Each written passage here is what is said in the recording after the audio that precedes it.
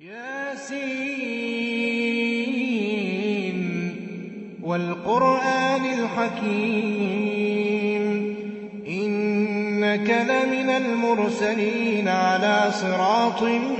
مستقيم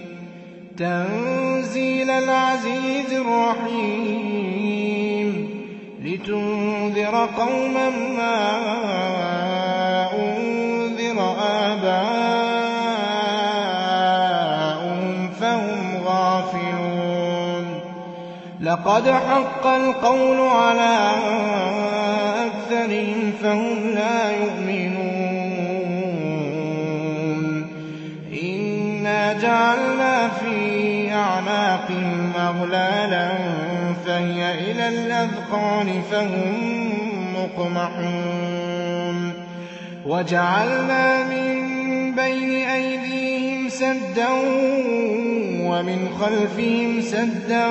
فأغشيناهم فهم لا يبصرون وسواء عليهم أأنذرتهم أم لم تنذرهم لا يؤمنون إنما تنذر من اتبع الذكر وخشي الرحمن بالغيب فبشره بمغفرة وأجر كريم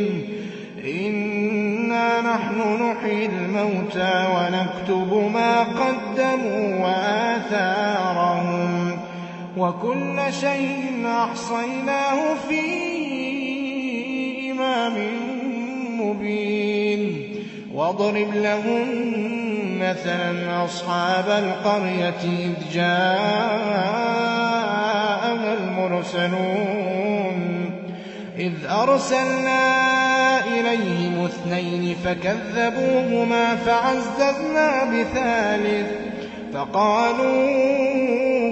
إنا إليكم مرسلون قالوا ما أنتم إلا بشر مثلنا وما أنزل الرحمن من شيء إن أنتم إلا تكذبون قالوا ربنا يعلم إنا إليكم لمرسلون وما علينا إلا البلاغ المبين قالوا إنا تطيرنا بكم لئن لم تنتهوا لنرجمنكم وليمسنكم منا عذاب أليم قالوا طائركم معكم أئن ذكرتم بل أنتم قوم مسرفون وجاء من أقصى المدينة رجل يسعى قال يا قوم اتبعوا المرسلين اتبعوا من لا يسألكم أجرا وهم مهتدون وما لي لا أعبد الذي فطرني وإليه ترجعون أأتخذ من دونه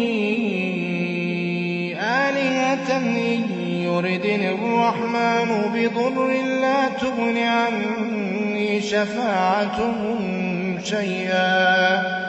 لا تغن عني شفاعتهم شيئا ولا ينقذون إني إذا لفي ضلال مبين إني آمنت بربكم فاسمعون قيل ادخل الجنة قال يا ليت قومي يعلمون بما غفر لي ربي وجعلني